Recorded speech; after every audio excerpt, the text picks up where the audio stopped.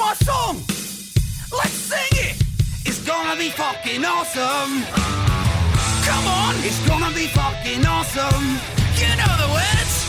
It's gonna be fucking awesome. That's insane. It's gonna be fucking awesome. Yeah! Yo, what's up, my friends? It's Friday, and that means it's wild card time. Anything goes. No rules, any categories. All that's required is that it brings that unfiltered, coolest alive energy. You know what I'm talking about? I'm Jesse Blaze Snider, your coolest man alive. And I'm coming at you still with a bit tongue, lisping from the Blacklight District studio. And today we're celebrating something that I fucking love. A great book, a fiction novel written by William Goldman, one of my favorite writers of all time, called Marathon Man. And, oh man, my fucking tongue hurts. I'm gonna be like bit it again earlier before the show. I'm like, I gotta go do a show. But we'll get to that in just a second. If you haven't been paying attention this week, we've had a whole bunch of great things we've been recommending. Monday was music, of course, and we did the original soundtrack for the Blues Brothers, which is just what a great way to get introduced to rhythm and blues and, you know, old school rock and roll, the basis of all rock and roll. I just absolutely highly recommend that soundtrack, that show. Tuesday, we talked animation. Really great one. Hulk versus. There's two very short movies, like 45 minutes. One's Hulk versus Wolverine. One's Hulk versus Thor. Oh, God, they're both great, man. And just highly, unknown mostly. And then Wednesday, we talked about the beginning of one of the greatest comic book runs of all time, Green Lantern Rebirth by Jeff Johns. His run on Green Lantern is just unheard of, great and long and wonderful and consistent. And yesterday we talked about the creature feature about the Wendigo with the antlers, or antlers, one of those. Anyway, great stuff. Tomorrow is the hour-long mother show. Hour-long motherfucker show is more like it. And I'm going to be talking about the new Muppet Show episode that they did, a single episode special with Sabrina Carpenter, which was really delightful. And I'll be talking about it. I guess I always have hours to talk about the Muppets. But yeah, we'll probably talk about that. Maybe we'll talk about some other possibilities and some things that we'd like to see there. So what else do I have to say?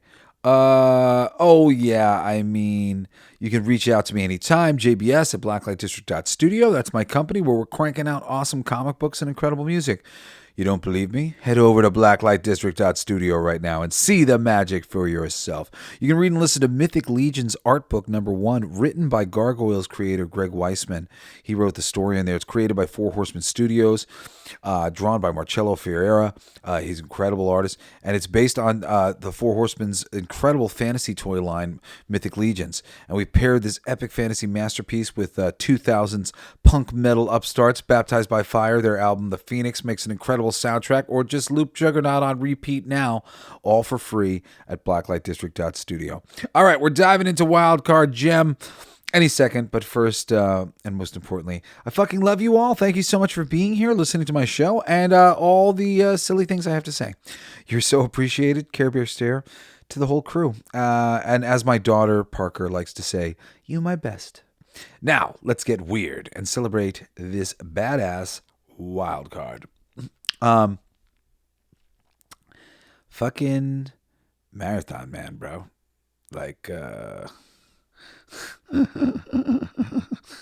It's so classic.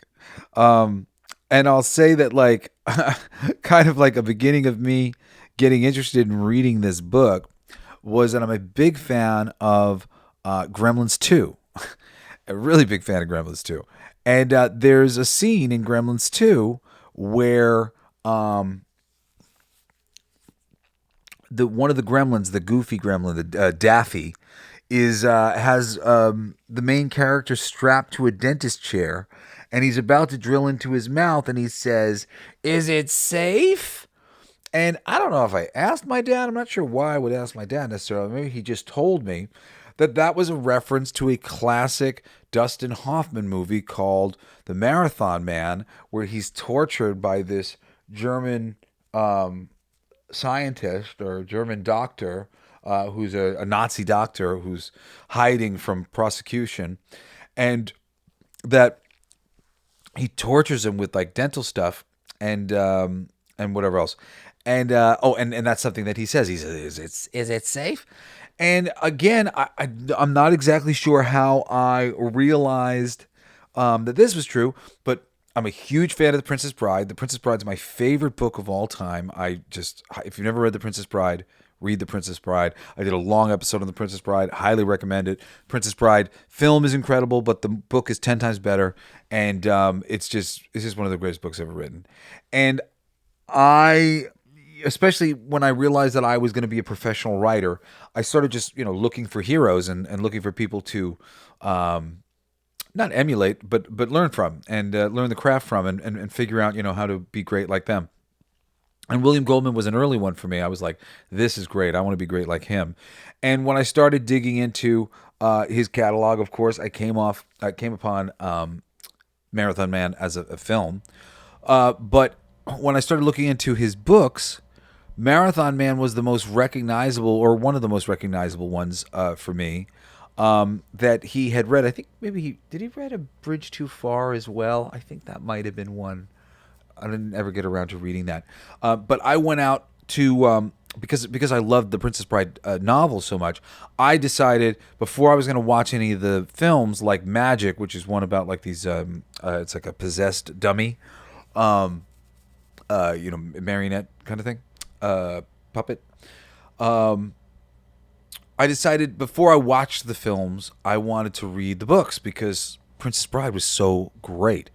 So before I ever watched Marathon Man, the film with Dustin Hoffman, I read the novel and went on to read the sequel novel Brothers, which I'm like doubting whether or not I finished it because I only vaguely remember it. But like at the same time, I'm like, I don't really remember that much of the beginning of it, but I remember reading the Brothers, like reading into it and liking it.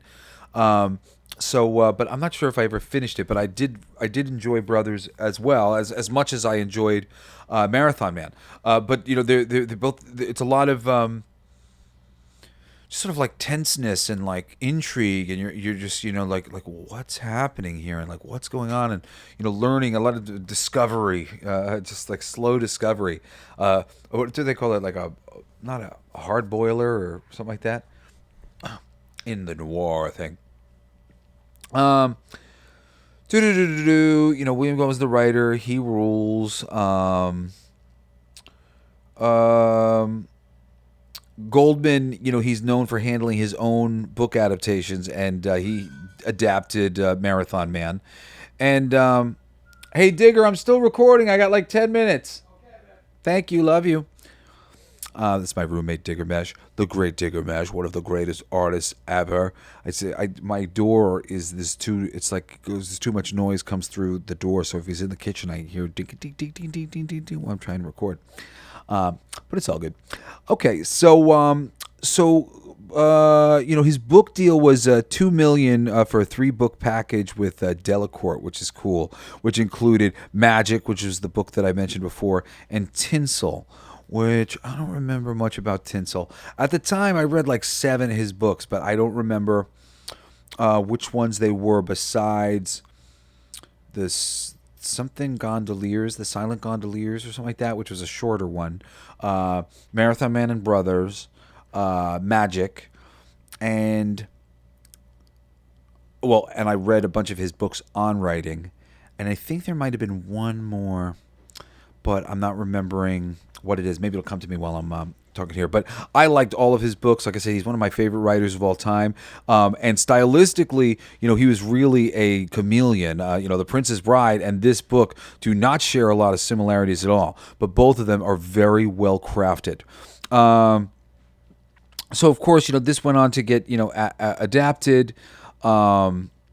and to be starring Dustin Hoffman and Laurence Olivier. And it helped cement Goldman's reputation across novels and screenwriting. And he really is just such a fucking talent, William Goldman. And I encourage anybody who wants to be a great writer to study at his altar. He's just so fucking talented. It was a huge commercial seller. Strong hardcover and paperback sales in the 1970s. And the film rights sold for $450,000 and remained very popular reprint title and still is to this day. Basically it's just a conspiracy thriller following a grad student who later is then played by Dustin Hoffman.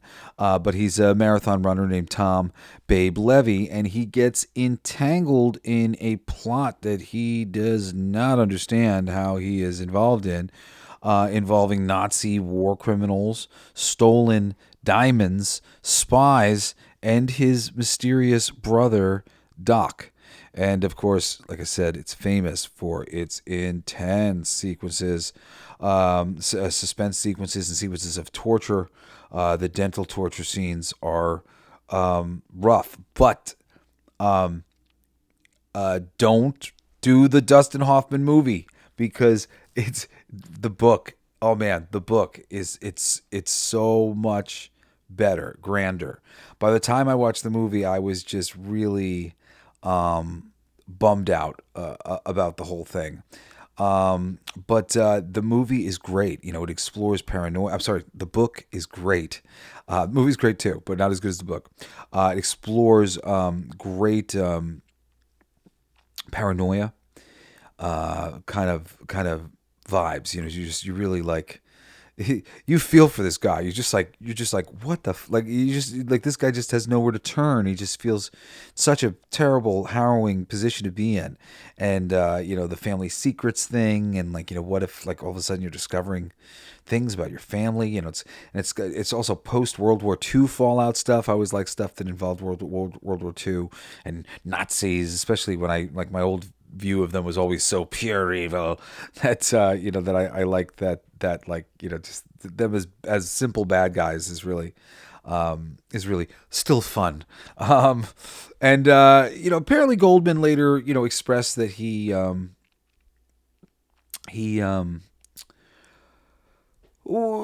a certain amount of dissatisfaction with the book, but it was his biggest fiction hit, at the time, and the movie in '76 became iconic, and as did the sequel novel Brothers in '87, which revives elements, in a more over the top way. But this was great. William Goldman went on to be this huge screenwriter, but he was also a success as a book writer, and Marathon Man and The Princess Bride, solidified those. But his other books, Magic, he's had a lot of stuff adapted, and all really, really great.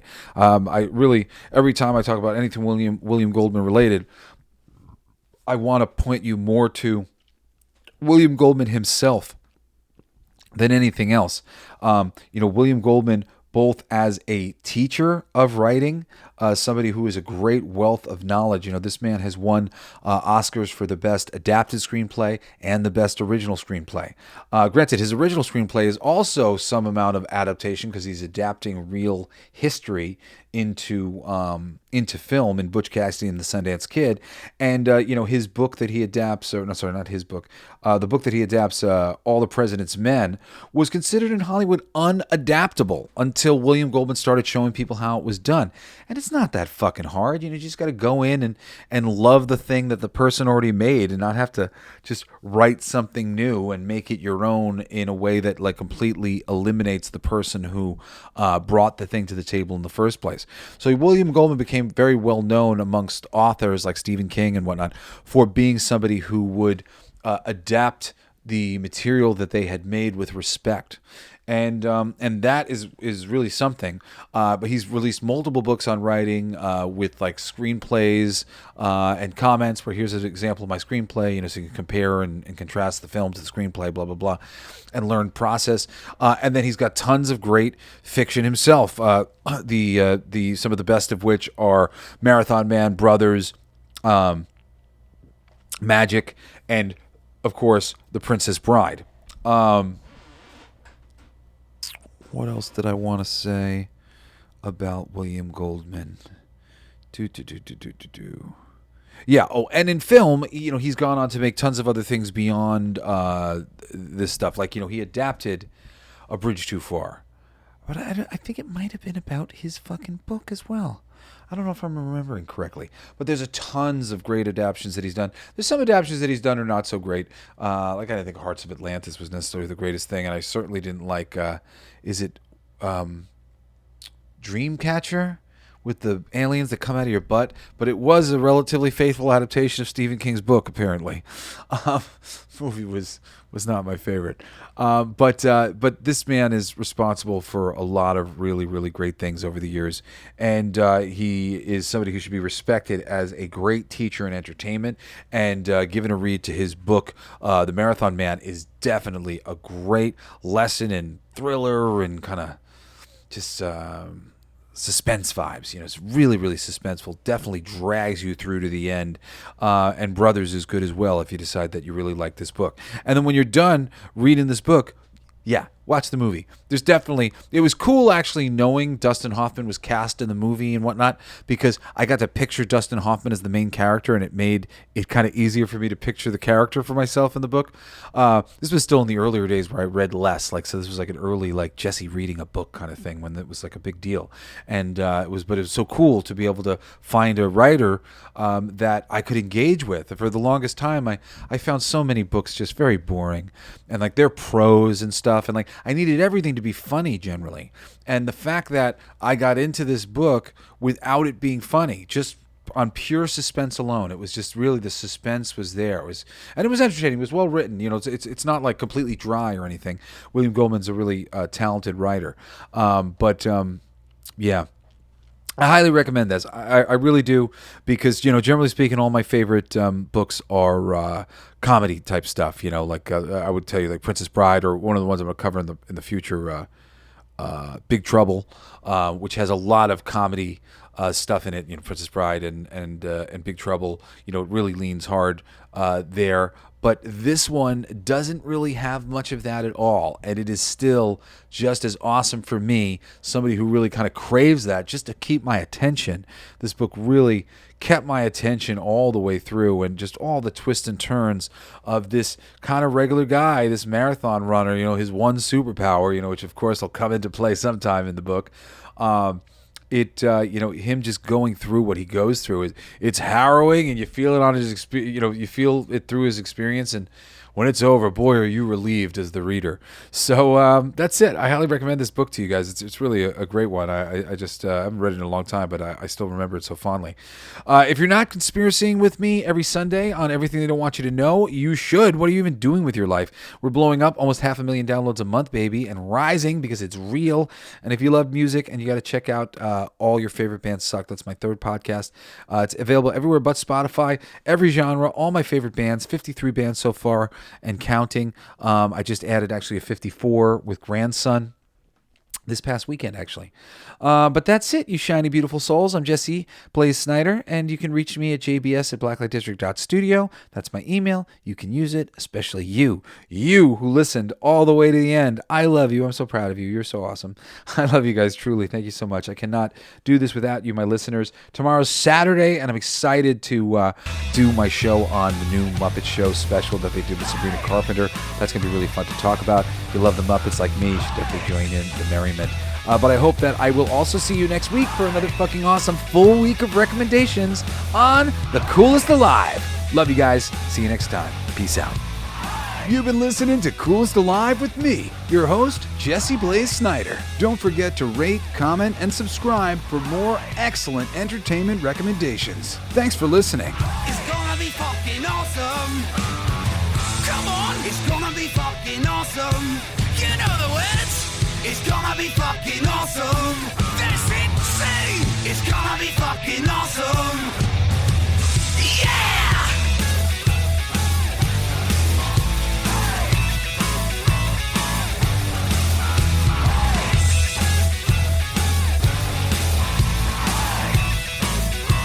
It's my favorite part.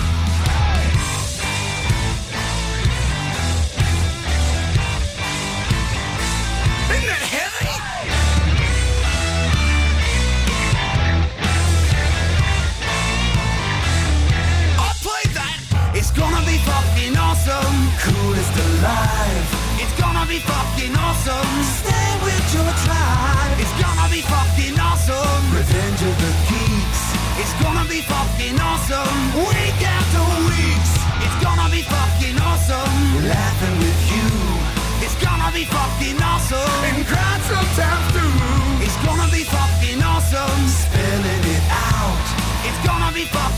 awesome, making you shout.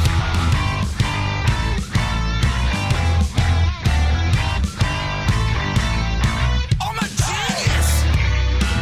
I've got lyrics coming out me bum for days.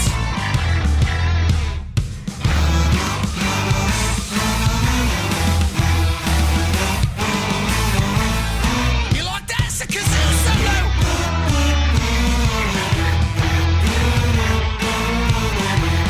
I play that too. It's gonna be fucking awesome. Talking some shit. It's gonna be fucking awesome. Living your shit. My voice is fucking awesome. Food in our mouth. It's gonna be fucking awesome. Get in the mouth. It's gonna be fucking awesome. Tell all your friends. It's gonna be fucking awesome. Call right or text. It's gonna be fucking awesome. Raising the bar. It's gonna be fucking awesome. Straight to the stars. It's gonna be fucking awesome. It's starting soon. Straight to the top of the pops for this one. Passing the moon. It's gonna be fucking awesome. On with the show. It's gonna be fucking awesome. Ready, set, go. It's gonna be fucking awesome. Fucking awesome. It's gonna be fucking awesome. Just wait. You'll see. You'll all see. You'll all see. The podcast playground.